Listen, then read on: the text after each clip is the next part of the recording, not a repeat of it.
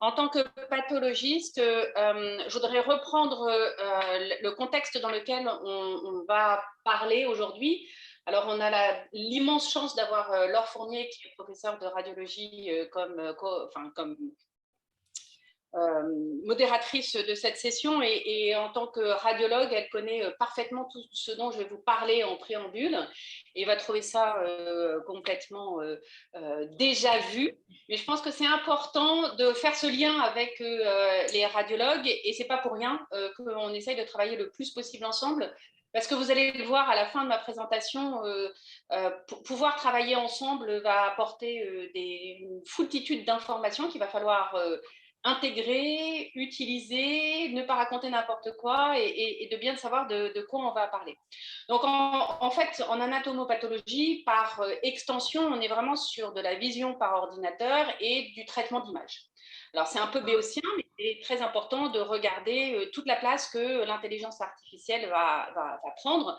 Et donc, on est parti sur du principe que si l'ordinateur était capable de faire de la reconnaissance faciale, par exemple, il était capable de faire de la reconnaissance cellulaire. Mais ce n'est pas si facile que ça, et va passer par d'autres algorithmes et d'autres façons de procéder. Donc en radiologie, malgré l'avance de plusieurs décennies numériques, on voit bien qu'il y a des avancées massives et très importantes. Et la pathologie est en retard, ou n'a pas été autant impliquée pour des raisons multiples et variées que je vais énumérer. Mais c'est juste pour regarder le fait que d'abord, il faut des scanners de l'âme, alors que le scanner était en imagerie quelque chose d'habituel, d'utilisé. Autant pour l'utilisation des marquages en anapathe, on a besoin de scanners de l'âme pour avoir des images pixelisées et pour pouvoir aller regarder les informations à un degré de granulosité très important. Et ça, c'était fondamental d'avoir les bons outils et de pouvoir regarder finalement nos lames d'anapathe comme des images avec des pixels sur lesquels on va pouvoir aller faire de l'étude d'images. Alors, eh bien, des pathologistes qui se sont intéressés à l'utilisation éventuellement d'algorithmes de lecture, ça commence en 1980 et c'est une femme qui a proposé à ce qu'on voit l'histologie, et là on n'est pas en anatomie ou pathologie, mais l'histologie comme finalement des organisations sur lesquelles on puisse, des patterns sur lesquels on puisse apprendre aux machines à reconnaître différentes organisations des cellules. Parce que la problématique de l'histologie, c'est qu'on va avoir des cellules et on va avoir une architecture. Et cette architecture va être très importante pour nous pathologistes dans l'intégration et l'idéalisation des différentes images. Donc, la problématique de l'anapathe, c'est de reconnaître les cellules, de regarder leur agencement, l'architecture, et d'utiliser une foultitude d'informations qui sont dans l'affinité tectoriale, qui sont dans l'organisation du rapport entre les cellules inflammatoires et les cellules tumorales. Toutes ces informations-là, on les a acquis au fur et à mesure qu'on a regardé au microscope des cancers. Et donc, notre disque dur, c'est notre cerveau, et sur lequel on a pu emmagasiner énormément d'images. Et l'intérêt ici, et tout l'intérêt des algorithmes d'image et d'intelligence artificielle, c'est cette décortication de ce que l'œil voit et de ce que l'on interprète pour pouvoir voir les choses. Donc, les biais, vous imaginez bien qu'ils sont nombreux, que ça, vous connaissez toutes ces images où il faut bien expliquer à la machine et avoir les bons algorithmes pour ne pas se planter et que ça soit mal interprété. En particulier, est-ce qu'en utilisant des images, comme je vous les ai montrées tout à l'heure, et des lésions, est-ce que les algorithmes ne vont pas être focalisés sur là où il n'y a pas la lésion, interpréter du stroma, par exemple, dans des cancers, et pas les cellules tumorales? Donc tout ça va être quelque chose de très important et véritablement, fondamentalement, essentiel dans la validation des algorithmes de lecture qu'on va pouvoir utiliser. Donc ça, c'est vraiment le préambule important de repositionnement de comment on va, nous, pathologistes, appréhender l'arrivée de l'intelligence artificielle.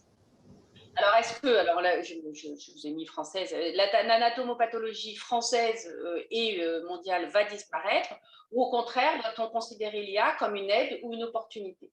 Alors, c'est sûr que l'arrivée des robots, l'arrivée des algorithmes de lecture peuvent véritablement faire réfléchir, qu'il y a plein de pathologistes à qui on a dit de toute façon vous allez disparaître et puis on n'a plus besoin de vous, et on voit bien qu'avec la radiologie, c'est plutôt l'arrivée, je vous donne la réponse, l'arrivée d'une aide au diagnostic, d'une façon de voir la pathologie différemment, plutôt que d'imaginer que les pathologistes vont disparaître. Toujours est-il qu'il faut véritablement aborder ceci en ayant une lucidité sur le fait que le pathologiste d'aujourd'hui ne sera plus celui de demain, et ça a déjà commencé. Alors, j'ai pour habitude de montrer cette diapositive parce que c'est sûr, hein, les machines, elles sont arrivées de façon importante en médecine, mais on sait que les machines, c'est bien, mais c'est pas juste appuyer sur un bouton et de faire les choses. Donc là, de façon un peu iconoclaste, je vous présente l'utilisation de faire la lessive. Alors c'est sûr que autrefois, on les faisait à la main et qu'on perdait un temps assez considérable à aller faire son linge au lavoir. Maintenant, on utilise des machines, mais on sait très bien que si, même ne connaissant pas comment a été fabriquée la machine, si on ne sait pas comment marchent les programmes, si on ne sait pas ce que l'on cherche et si on met les mauvaises informations dans la machine, et ben, si on veut faire laver sa vaisselle dans une machine à laver le linge, ben, on est sûr qu'on ne trouvera pas sa vaisselle et qu'on n'aura pas les bonnes informations. Inversement, et ça, c'est très important de gérer les datas et gérer les informations et de savoir quelles informations on donne pour les algorithmes. Et ça, seuls les pathologistes ou les personnes qui travaillent de façon très intensive sur de l'histologie sont les détenteurs de ces informations. Donc, il ne faut pas imaginer qu'un data scientist va arriver et va pouvoir dire que ça y est, on a trouvé l'algorithme pour faire les diagnostics. En revanche, leurs données, leur savoir-faire est absolument complémentaire de celui qu'on va pouvoir apporter pour mieux appréhender les informations. Alors, la première révolution qui est arrivée dans l'imagerie et dans la façon de procéder pour les pathologistes, c'est l'arrivée de l'imagerie digitale avec les lames virtuelles. Alors ici, vous voyez un côlon et donc avec des scanners qui se sont totalement démocratisés, qui sont maintenant accessibles dans les laboratoires d'anatomopathologie qui sont en train d'en acheter, et même plusieurs.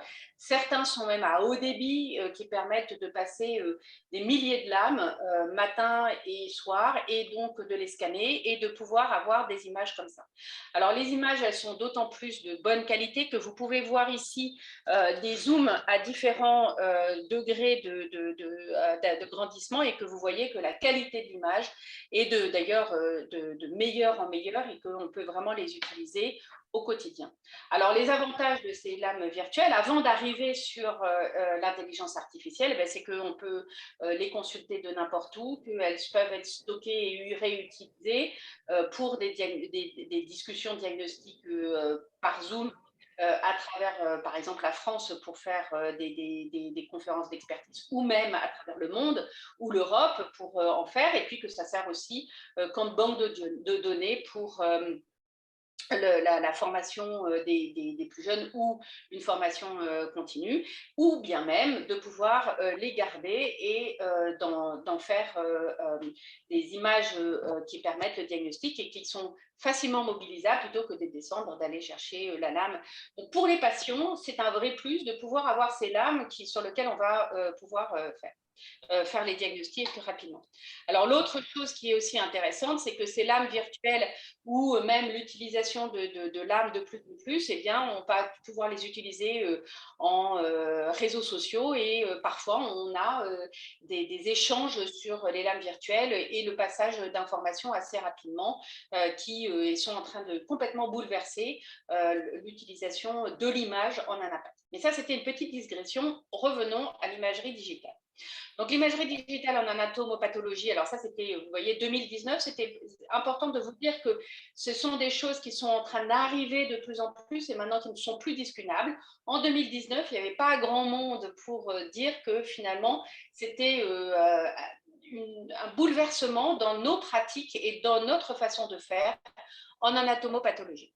Donc là, on a les lames virtuelles, je vous en ai parlé, qui sont vraiment sur le plan qualité technique et de coloration et de reproductibilité, quelque chose qui a fait un absolument énorme depuis une dizaine d'années, avec une numérisation possible, l'achat de scanners à haut débit, des logiciels facilement exploitables, et on va y revenir, l'anonymisation des lames pour travailler sur des grandes cohortes et pour pouvoir aller faire de la recherche, en particulier en intelligence artificielle.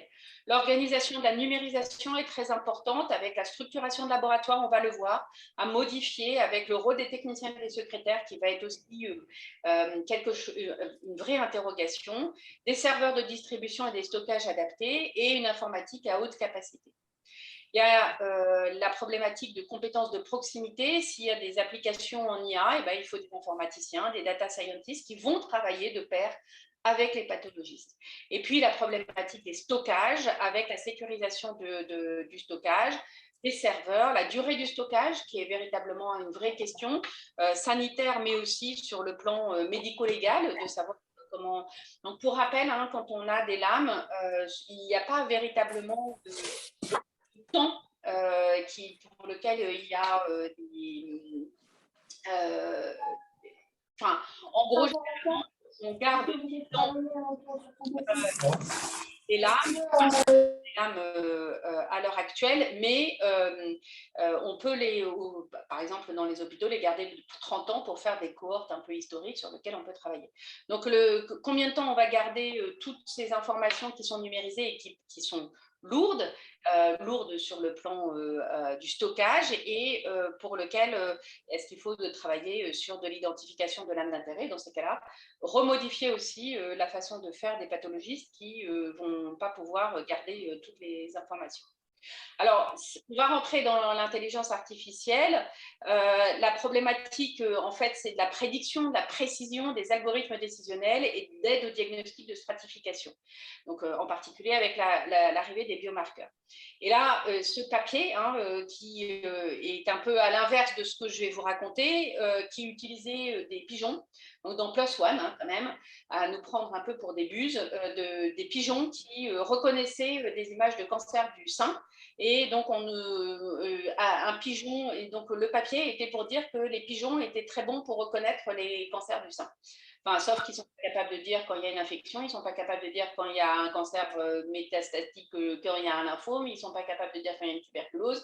Bon, voilà, donc c'était en gros de dire que sur le plan de l'idée de l'algorithme, ça peut marcher. Enfin, bien évidemment, toutes les autres problématiques liées au diagnostic fait par le pathologiste n'étaient pas abordées. Enfin, il y a eu comme ça quelques publications qui rapportaient ça, enfin, surtout celle. Donc, la preuve de concept pour l'imagerie et l'intelligence artificielle, elle est en radiologie pulmonaire, hein, ou en radiologie ici pulmonaire comme exemple, mais elle est en radiologie avec depuis longtemps maintenant des papiers de haute qualité qui montrent l'utilisation du deep learning en particulier dans l'interprétation des scanners ou d'imagerie diverses pour aller faire des algorithmes prédictifs d'évolution des cancers ou de regarder un peu l'évolution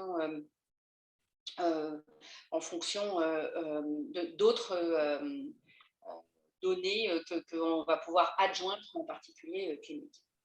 Donc, la pathologie digitale, pour en revenir, c'est une aide au diagnostic où on va utiliser le machine learning, les réseaux neuronaux et le deep learning, avec des papiers qui sont arrivés de façon plus importante autour de 2018, des papiers Princeps pour montrer l'utilisation de la convolution et la possibilité de faire du training auprès des différents sets de l'âme.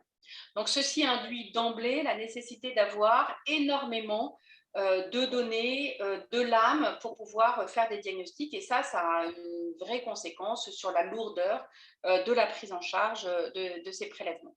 Donc, les réseaux neuronaux, je ne vais pas vous faire un cours parce que d'abord, ce n'est pas le sujet et je n'en suis pas capable. Toujours est-il que l'objectif, c'est d'apprendre et reconnaître automatiquement différents types de noyaux ici pour cet exemple, avec la mise en place de cas d'école pour l'apprentissage. Et là, le pathologiste va avoir un rôle majeur dans la constitution de bibliothèques d'histologie, de pouvoir scanner des lames dans lesquelles il va y avoir véritablement ce qu'on appelle de tagage de lames et c'est des lames qui vont être implémentées de données qui vont expliquer la lecture de chacune des cellules ou des structures architecturales. Et ça prend un temps phénoménal et il n'y a que les sachants qui vont pouvoir le faire. Alors, c'est sûr qu'au bout d'un certain temps, on peut, et par exemple, dans mon unité de recherche, c'est des ingénieurs de recherche qui finissent par avoir l'habitude, qui vont pouvoir commencer à sélectionner les cellules, mais toujours est-il qu'ils travaillent toujours avec un pathologiste en binôme pour vérifier et pour bien lire les différentes informations. Et puis ensuite, on va passer par une phase d'apprentissage avec les modifications des poids des connexions à partir des calculs de l'erreur, sur lequel il va y avoir une création d'algorithmes de lecture. Puis après plusieurs cycles d'apprentissage supervisé, il va y avoir l'obtention d'un modèle optimal qui va être validé par le pathologiste. Donc, vous voyez son rôle absolument central, parce que c'est lui qui va mettre en place les cas d'école et puis c'est lui qui va l'aider ensuite et qui va permettre l'utilisation de ces algorithmes. Alors, à l'heure actuelle, dans le diagnostic courant, il n'y a aucun algorithme qui est utilisé pour la détection de lésions. Il y a beaucoup de travail qui est fait, beaucoup de recherche qui est faite, mais pour l'instant, il n'y a aucun algorithme qui est utilisé en routine. Alors, l'arrivée de l'intelligence artificielle va être très importante puisque ça va être une aide au diagnostic. Par exemple, ici, c'était un challenge sur lequel on a proposé à plusieurs, c'était vraiment un data challenge qui était sur le fait qu'on a donné des sets de ganglions dans lesquels il y avait des micrométastases et ici vous avez les résultats de différents algorithmes compétiteurs sur lesquels on a pu aller leur demander d'aller reconnaître les différents métastases qui vont être présentes dans le ganglion. La problématique, c'est qu'à une question, une réponse. Donc ça, c'est vraiment très important et ça reste encore l'adage. Mais même si les choses s'affûtent, c'est-à-dire qu'on va demander, est-ce que vous êtes capable de reconnaître une métastase? Donc, c'est la présence de cellules épithéliales au sein de cellules ganglionnaires lymphocytaires ou macrophagiques. Donc, après de demander à la machine de dire est-ce que ça va être des cancers épidermoïdes ou un cancer du sein, et bien maintenant, c'est le deuxième niveau et il y a des papiers qui sont sortis là qui permettent d'imaginer que à force de lire énormément de l'âme, les algorithmes vont être capables d'aller jusque-là et d'aider finalement le pathologiste qui va relire derrière les choses.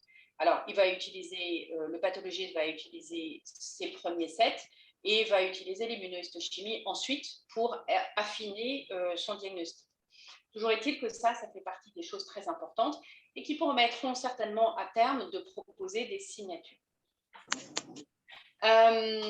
Pour ce qui est de la classification et de la prédiction de mutations à partir d'images histologiques et de cancers du poumon, eh bien, on a des cancers, par exemple, du poumon non à petites cellules, avec l'aide du deep learning et de façon incroyable, cette publication était de 2018, avec l'utilisation des différentes lames, il y a une proposition d'anticipation sur les différentes mutations qu'on pourrait trouver dans ces cancers pulmonaires. Donc, vous voyez qu'en ayant plusieurs algorithmes, ici, je vous dis dans le monde idéal des lames et du temps et de la recherche et de l'argent, on pourrait avoir des informations extrêmement complémentaires et qui permettraient de prédire sur la lame quelle pourrait être la mutation. Et puis, le deep learning faiblement supervisé en pathologie peut être aussi utilisé. Et ici, vous avez des algorithmes qui peuvent être utilisés au niveau des cancers de la prostate, au niveau des carcinomes de cellules basales et de cancers du sein métastatique, et de prédire où sont les lésions et de pouvoir les retrouver. Donc, vous voyez que la littérature, la recherche sont extrêmement riches en pathologie et qu'on arrive quand même à quelque chose de très intéressant sur l'accompagnement du pathologiste.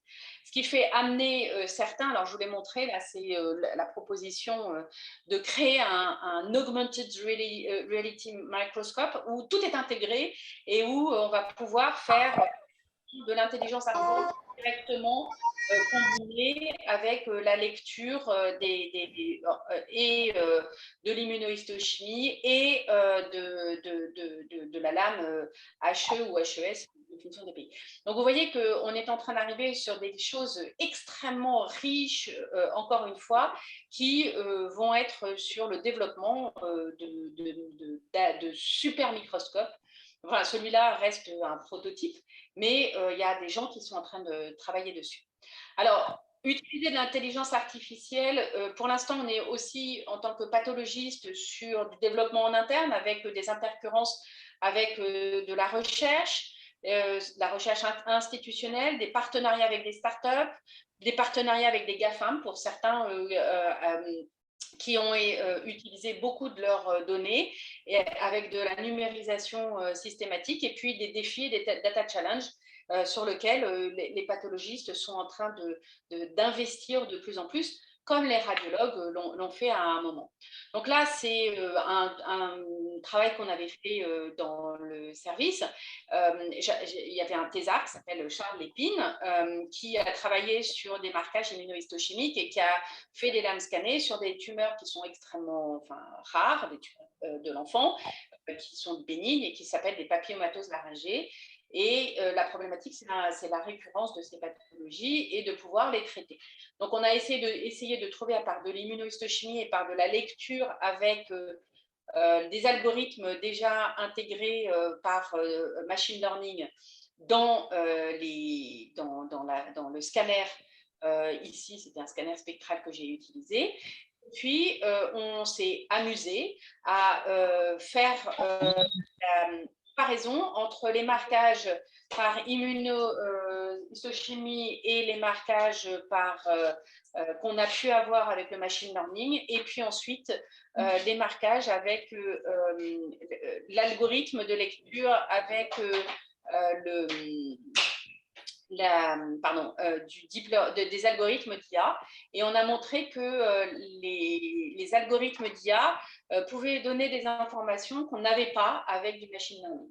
Donc, on est vraiment dans ces phases exploratoires d'aller reprendre des travaux qui ont été faits avec du machine learning et de regarder comment il y a cette complémentarité, et bien évidemment de regarder comment on va pouvoir l'appliquer à terme dans nos laboratoires.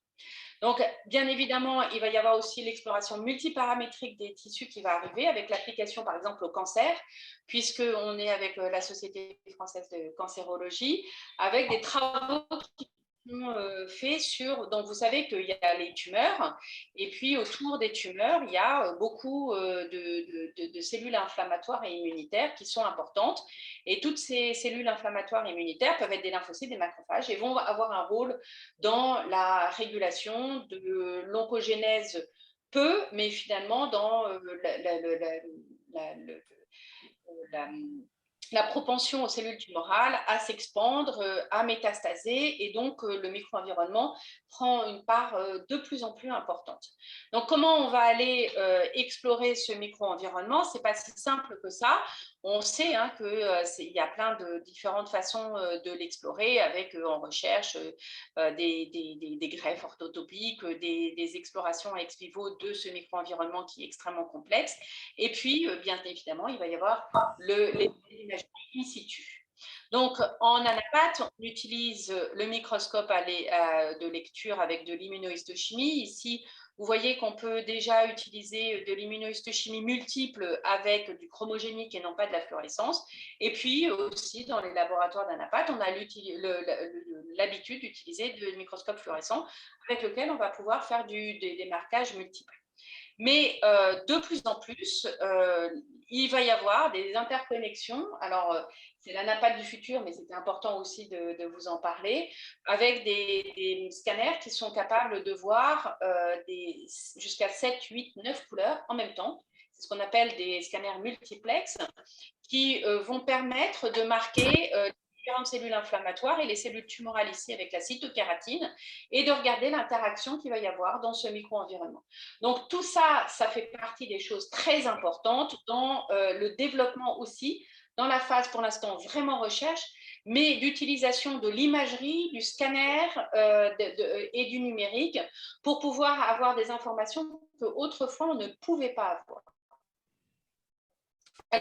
Alors, c'est d'autant plus important que par des algorithmes ou par déjà du machine learning, on va pouvoir aller regarder ces marquages, ici des cellules tumorales et ici des cellules inflammatoires et quelques cellules inflammatoires au sein de la cellule, et puis demander à ce qu'il y ait l'identification de zones de stroma et de cellules tumorales, puis demander l'identification cellulaire avec des segmentations membranaires des cellules pour pouvoir les identifier, et à terme permettre des phénotypages en fonction des différentes cellules qui seront autour des cellules tumorales.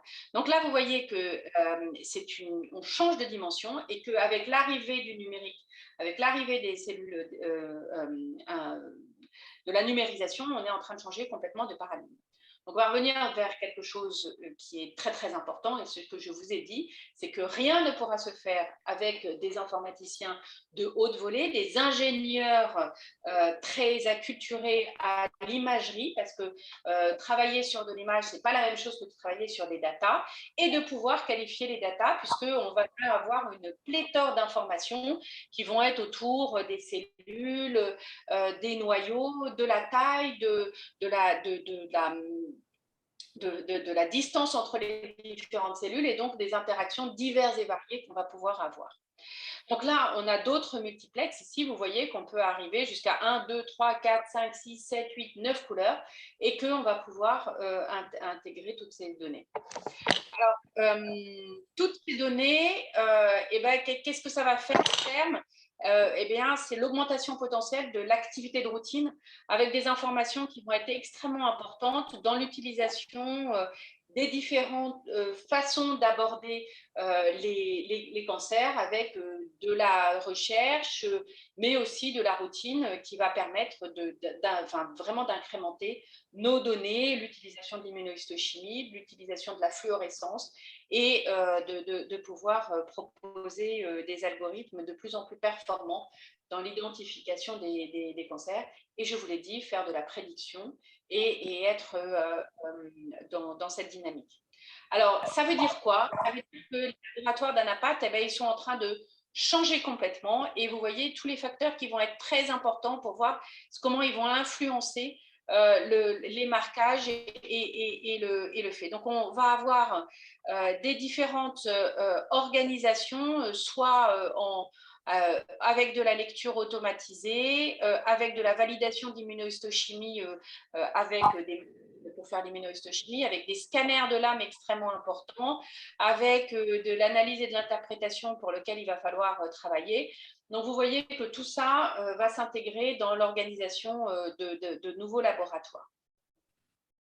Alors ici, c'était pour vous dire que la classification des cancers à l'heure actuelle que vous avez dans la WHO Classification, qui est primordiale sur l'histologie, et ben, à terme, avec toutes les startups qui sont impliquées et tous les grands GAFAM qui ont misé des sommes colossales dans l'interprétation de ces différentes imageries, et ben, vous imaginez bien que dans quelques années, l'OMS vous proposera certainement des algorithmes ou permettra complètement de changer notre vision des différentes pathologies, et c'est en train d'arriver. La biologie moléculaire nous a permis d'identifier certains types tumoraux différents ou de les reclasser. Et cette classification qui est à l'heure actuelle issue d'un dialogue entre les cliniciens, les radiologues, la biologie moléculaire et les pathologistes va être certainement très bouleversée par l'arrivée de l'intelligence artificielle qui va reproposer des algorithmes et donc des nouvelles appréhensions des cancers. Alors, juste vous dire que je vais vous en parler plus tard, qu'il y a des cadres réglementaires, des accréditations et des dispositifs médicaux qui seront basés sur l'IA, et que donc, si on veut créer des laboratoires d'un impact extrêmement puissant et performant et amener vers la recherche, eh ben, il va falloir se poser toutes les questions. Là, c'était une diapositive que j'ai extraite de la FDA sur les problématiques de l'appréhension de l'utilisation de ces différentes informations, et bien évidemment ne pas oublier que ce sont des données patients et que donc il faut les protéger et ne pas les divulguer. Alors, je l'ai ébauché, ça pourrait être ma diapositive finale, c'est la problématique du multi-omique et du biolomique. Quand on va regarder une cellule, elle peut dire tout et n'importe quoi. Quand on va regarder, et on est un peu en aveugle, et donc l'interprétation est très importante, donc il faut avoir plein de données pour pouvoir les utiliser. Alors, comment on peut avoir plein de données? D'abord, il y a des façons de les créer en démultipliant les informations ou en ayant, par exemple, dans les lames d'immunohistochimie fluorescente, vous avez tellement de cellules marquées qu'il n'y a pas besoin de multiplier le nombre de lames à utiliser, puisque vous allez avoir beaucoup d'informations qui viendront en même temps. Et puis, l'autre partie du single omics, donc savoir qu'il faut beaucoup de lames générées et pour que l'algorithme soit suffisamment puissant.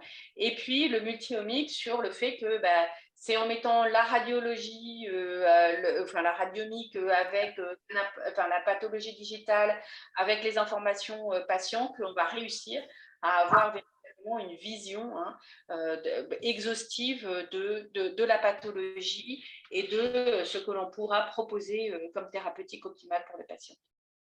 Alors, je ne pouvais pas vous aborder toute cette problématique qui est absolument exaltante et qui est née qu'au début de son essor, sur le fait qu'il ne faut pas oublier que les données de santé constituent une opportunité pour améliorer la qualité des soins, que les données de santé sont riches, variées et de qualité, que l'excellence médicale est avec des mathématiques appliquées, mais qu'il y a des contraintes structurelles de financement de la recherche et de la collecte de données qui sont très importants, avec une problématique véritablement de cartographier les sources de données, les règles d'accès qui restent très hétérogènes, et le cloisonnement des données sans identification unique. Donc, les réflexes propriétaires, ils doivent être discutés, mais ils sont aussi importants tant qu'il n'y a pas d'identification juridique de ce que l'on doit faire. Donc ça, c'était une diapositive qui était issue du S-Data Hub avec la mise en lumière de toutes les problématiques d'utilisation de toutes ces données, et que tout n'est pas résolu, et que c'est très important aussi de protéger les patients. Donc, il y a des règlements européens sur les médicaments et les dispositifs médicaux qui devaient venir en 2020. Donc là, c'était l'encadrement de la recherche en 2019.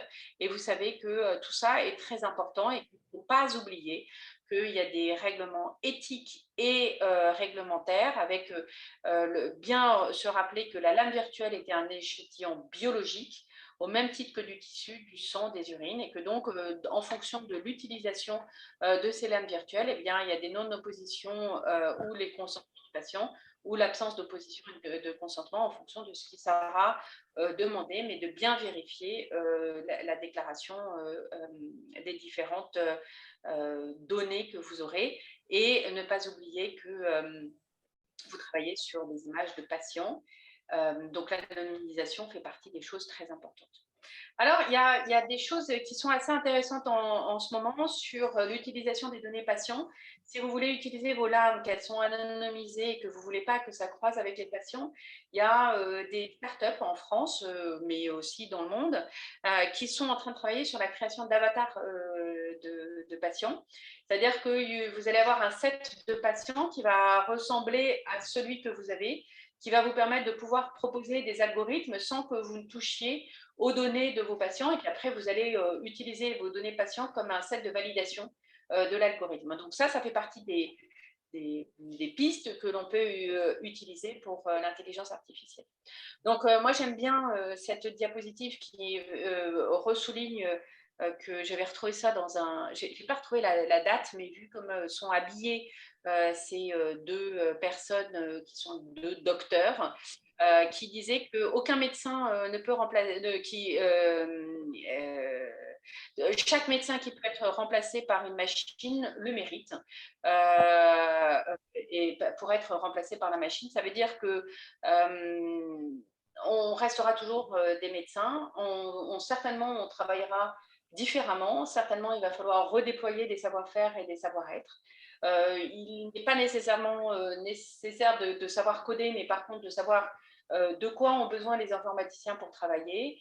Et puis, ne pas oublier que l'intelligence artificielle va pouvoir nous aider pour le diagnostic, ne nous remplacera pas nécessairement. En tout cas, moi, je le crois. Mais par contre, sera essentiel dans notre façon d'appréhender les choses. Et il ne faut pas oublier qu'à une question donnée, un algorithme donné, que les algorithmes vont être de plus en plus efficients, mais qu'il y aura toujours besoin d'une validation par l'œil d'un pathologiste qui se sera acculturé à l'utilisation des lames virtuelles, et qui sera certainement plus efficace pour aller chercher de nouvelles choses qu'on n'a pas encore vues, et pour lesquelles on pourra accompagner au mieux la prise en charge des patients. Je vous remercie, et puis je remercie toutes les équipes. Alors, ici, ce sont des travaux que je vous ai présentés qui sont faits dans l'équipe de recherche dirigée par Éric Tartour, et puis aussi, bien sûr, dans le service d'Anapat, et puis de travail de plateforme intercurrente. Merci. Un grand merci, Cécile. Donc, je vais laisser la parole à Laure. Merci beaucoup, Cécile. C'était vraiment super. Et effectivement, on voit, enfin bon, voilà, moi j'ai fait un topo il y a un an et on retrouve beaucoup des mêmes notions. C'est logique, hein, parce qu'on utilise toutes les deux des images. Donc, n'hésitez pas à envoyer vos questions dans le chat. Il y a une question pendant que tu parlais qui, je pense, correspond à un enjeu qui est réel. Je vais lire la question, c'est peut-être plus simple. Le futur de métier d'anapath n'est-il pas d'utiliser un outil de travail que les GAFAM vont nous vendre? Je reformule un tout petit peu. C'est-à-dire, aujourd'hui, on crée des bases de données gratuitement. Il y a des petits guillemets autour de gratuitement. Les anapathes créent ces bases de données, mais Jacques, qui pose la question, s'inquiète de la souveraineté numérique, en fait. C'est-à-dire que, nous, on travaille, on fait cette recherche académique, etc. Et à un moment donné, des entreprises vont s'en saisir, vont produire un outil dont on ne pourra plus se passer et qu'on nous vendra. Voilà. Donc, qu'est-ce que tu penses? C'est véritablement le centre du débat. J'allais dire, si les pathologistes ne prouvent pas qu'ils sont absolument incroyablement nécessaires pour faire le diagnostic, que la seconde lecture de validation, au même titre qu'un radiologue qui fait de la mammo, tout le monde ne le sait pas, hein, qu'il y a une qu'il y a la deuxième lecture qui est en intelligence artificielle ou en reconnaissance d'image. Je ne le dis pas trop, mais c'est vrai, il y a une aide. Non, pas encore, pas encore. On va vers là. En tout cas, il y a de l'utilisation et de plus en plus de preuves, de concepts que c'est intéressant. Alors, on a ce risque-là d'appuyer sur un bouton. Donc, il y a plusieurs façons de répondre. C'est au même titre qu'on a un microscope pour faire notre diagnostic, proposer des algorithmes de lecture, c'est important. Deuxièmement, bien évidemment, il faut s'emparer de la question. Et ça, je vois qu'il y a une autre question sur de vraiment lutter pour travailler de façon institutionnelle. Et c'est vrai, avec avec l'or, tout est une question de prouver qu'on n'est pas là que pour dire les choses. Et on voit bien qu'il y a quand même un recul de beaucoup d'investisseurs qui ne savent pas appréhender les images, qui n'ont pas l'habitude technique et qui voient bien que ça ne se fait pas. Donc non, je ne travaille pas gratuitement. Tous les travaux que je fais avec mes étudiants, je les fais en binôme. Donc c'est des directions de thèse avec un ingénieur et avec un pathologiste, parce que le pathologiste va apprendre à l'ingénieur. Ça passe par des contractualisations. Alors, comme je suis hospitalo-universitaire, eh ben, je fais du tripartite avec mon université, l'INSERM et la PHP, puisque je suis là. Enfin, là où on exerce, ça doit passer par là. Et non, nous ne devons pas nous présenter comme des prestataires de services, mais il y a des choses sur lesquelles on va pouvoir avoir des leviers, c'est être et vraiment informer de ce qui se passe, montrer que les algorithmes, c'est super, mais que c'est une aide au diagnostic et pour autant, ça ne nous permettra pas de nous remplacer. Et troisièmement, de savoir aussi être dans la validation des algorithmes. Mais ça va faire partie des choses sur lesquelles il faut vraiment occuper le terrain. Moi j'étais un peu consternée il y a quelques années quand j'avais mes internes qui me disaient « Ah, mais non, mais moi, je ne veux pas de cette pathologie-là. » Ok, mais soit on s'investit et on prend notre parole, soit on décide de subir ce qui demeure un risque. Donc, il y a véritablement… après, il faut être dans le sens de l'histoire. On va pas revenir en arrière. Donc, il est évident qu'il y a encore des gens. Enfin, d'ici à ce qu'on l'utilise en routine, il y a encore un petit peu de… Je vais juste rebondir là-dessus et puis après je poserai l'autre question. Mais est-ce que vous avez un problème en anapath comme nous on a en radio de modèle économique? C'est-à-dire qu'aujourd'hui, on nous propose des solutions qui répondent à une micro-question et qui sont chères. Et donc, il faudrait en acheter 20, 30, 50 peut-être pour… Est-ce que vous avez le même problème est-ce qu'il y a des gens qui vendent des solutions aujourd'hui qui sont à des prix dingues, raisonnables? Pour l'instant, il n'y a pas de solution validée. Donc, pour l'instant, voilà. Alors, il y a des essais, il y a des validations. Par exemple, la cytologie, typiquement, ça fait partie des choses intéressantes. Mais il n'y a pas… il y a de la lecture, mais ce n'est pas avec de l'IA, c'est de la lecture de reconnaissance de l'âme, des choses comme ça. Mais la cytologie est une des zones les plus… pour lesquelles je pense que les choses vont sortir validées le plus vite parce que c'est celles qui ont été travaillées, parce que l'histologie, c'est quand même beaucoup plus compliqué. Une cellule simple, c'est finalement plus facile. Tu as dit exactement la problématique. C'est que aller chercher une métastase, un algorithme, aller identifier un cancer du poumon, un algorithme identifier, mais il va pas identifier non plus la tuberculose dans le même ganglion, dans le même truc. Donc la problématique, c'est qu'on sait très bien que la médecine, c'est beaucoup plus compliqué qu'un patient, un diagnostic. Et il faut vraiment se positionner comme une… donc, je pense que les modèles économiques, ils vont être ciblés sur là où ça rend service et où là, finalement, il y a soit une perte d'expertise, parce que typiquement, en anapath, et ça, c'est une problématique du monde entier, il n'y a pas suffisamment d'anapath parce que c'est une spécialité qui est un peu de niche, sur laquelle il y a un investissement long de formation. Et si jamais on devient un peu plus performant super, mais on est quand même sur une vraie question à terme de modèle économique où soit on choisira sur des pathologies extrêmement fréquentes, soit on choisira sur des expertises rares. Mais je ne vois pas comment. Et puis, alors, je ne sais pas si vous avez la même problématique. Vous avez la problématique sur les textures. Nous, on a la problématique sur les couleurs. Typiquement, par exemple, en France, on utilise le safran, ce qui n'est utilisé nulle part ailleurs dans les pays de langue anglophone. Donc, on n'a pas les mêmes images. Suite de scanner les lames. Est-ce que la qualité d'un scanner, alors bien évidemment, les ingénieurs vont dire que non, bien sûr, il n'y a pas de différence, mais enfin, on sait très bien que c'est des biais de très grande, à très grand risque dans l'interprétation. Alors, l'autre question était au sujet des collaborations entre start-up et ton équipe. Après, tu as répondu un petit peu en disant que tu faisais des contrats. Je retranscris. La personne dit qu'il souhaite développer un test compagnon en faisant d'emblée entrer l'IA dans le développement. Tu as en partie répondu. D'abord, c'est qu'il faut absolument cette collaboration. Médecin, data scientist, académique, industriel. Est-ce qu'aujourd'hui, je vais dévier un petit peu, mais est-ce qu'aujourd'hui, ça sert à quelque chose de développer quelque chose sans IA? Est-ce que, peut-être que c'est obligatoire maintenant l'IA ou... Ça dépend de ce que tu veux faire, mais enfin, ne pas passer par la case IA, c'est s'empêcher certaines possibilités de développement.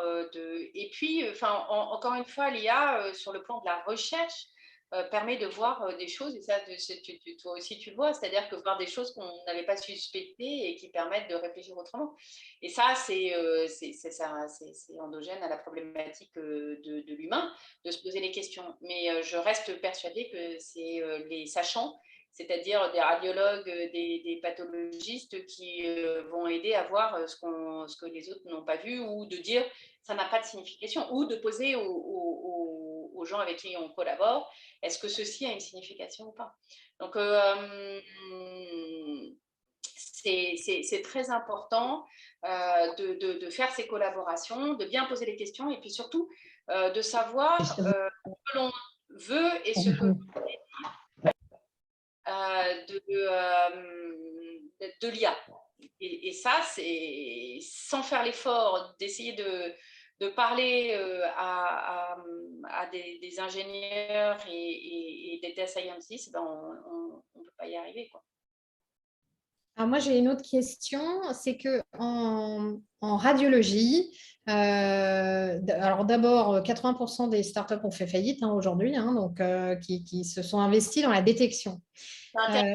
Parce que nous, on a quelques années derrière vous, donc c'est intéressant. Voilà. Et récemment, mais bon, beaucoup d'entre nous, on disait ça depuis un moment, c'est que finalement, c'est beaucoup plus facile d'investir dans des autres objectifs qui sont, entre autres, alors donc en radiologie, la reconstruction de l'image, c'est-à-dire la génération de l'image ou l'amélioration de la qualité de l'image grâce à l'IA. Et puis, sur des aspects de segmentation. C'est-à-dire qu'en fait, le diagnostic n'est pas fait, mais l'image est pré-travaillée pour la lecture du radiologue. Est-ce que vous avez aussi ce genre de choses, la super résolution, par exemple, en anapath? Est-ce qu'il y a des gens qui travaillent là-dessus? Alors, certainement, mais je n'en ai pas. Si. Alors, il y a des startups qui travaillent sur ça. Mais je pense que la question en radiologie n'est pas exactement la même qu'en anapath. Et que nous, ce n'est pas le sujet de la résolution de. Enfin, on n'aborde pas l'image de la même façon. Nous, c'est vraiment sur des affinités tinctoriales, sur de l'agencement structurel de l'architecture des cellules. Donc, et par exemple, quand quelque chose est mal coloré, est-ce qu'on pourrait utiliser l'IA pour améliorer la coloration ou pour prédire, tu vois, des choses comme ça, j'imagine? Je ne sais pas. De fait, il y a des travaux là-dessus. Justement sur les problématiques de la reproductibilité des informations, sur sur ce traitement-là. Et comme je te l'ai dit, comme on n'utilise pas tous les mêmes marquages, les mêmes colorations et les mêmes choses, nous, on est en couleur, donc ça fait partie des choses qui sont abordées de façon beaucoup plus... en effet, il y a des gens qui travaillent là-dessus parce que c'est un vrai frein, ça, de pouvoir utiliser un algorithme qui a été développé dans un endroit et qui ne peut pas être utilisé de façon pangénérique. Et d'où le risque à ce que ça ne soit pas... Alors, pour te dire, typiquement, là, par exemple, je travaille avec une startup sur laquelle on a travaillé sur l'hybridation in situ. En fonction des jours, des trucs, on a soit une révélation bleue, soit une révélation rouge. Et on leur a dit, moi, à l'œil, je me suis habituée. Je sais faire du rouge et du bleu, puisque j'ai dit à mon cerveau qu'un dot, c'est... Et là, on voit que la machine, elle n'a pas aimé.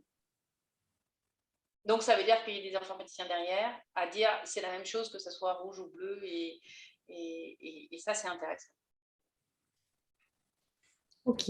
Alors, enfin, du coup, n'hésitez pas à poser vos questions. Moi, j'en ai plein, donc j'y vais. Mais je me posais la question de l'identification des patients. Alors, tu en as parlé, hein, tu as dit une lame d'anapathe, c'est un prélèvement biologique. Donc, c'est vrai que ça me paraissait pas si évident que ça. Finalement, une lame virtuelle, c'est une photo, quoi. Mais voilà. Après, c'est vrai que nous, en radio, il y a un peu deux écoles. Il y a l'école qui dit qu'on a tout anonymisé, donc on peut anonymiser une image de radio, et puis il y a l'école qui dit on ne peut pas, parce que finalement, une image radiologique, c'est comme un visage, c'est unique, et donc en soi, à partir du moment où on a l'image... Alors, est-ce qu'il y a ce genre de débat en anapathe de cette non-anonymisation possible d'une image? Alors, oui. Bien sûr, et ça fait partie des choses sur même, il y a des pathologistes qui disent, mais dans très peu de temps, on saura de quel scanner il a été fait et on pourra remonter. La différence peut-être entre le radiologiste et l'histologiste, c'est que le patient n'a jamais ne voit pas sa radio.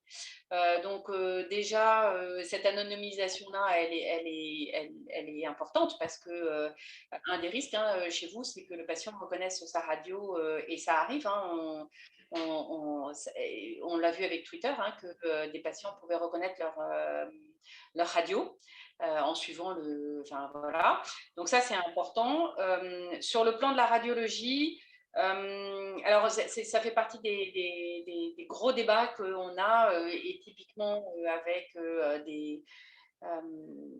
des informaticiens qui travaillent, par exemple, moi j'avais posé la question avec la PHP, en fait ils arrivent à déconnecter complètement le scanner de l'identification qu'il y a sur la lame avec les noms et toutes les choses comme ça. Et ils disent que c'est une anonymisation. Après, je pense qu'on pourra toujours savoir de quel scanner c'est issu. Ça, c'est assez facile pour un informaticien. Après, dans un set mélangé de différents endroits et tout ça, aller savoir d'où ça a été scanné, à part avoir le nom du scanner et revenir et tout ça, mais en même temps, les gens, ils n'ont qu'à venir faire un casse dans le laboratoire et puis... ça sera plus...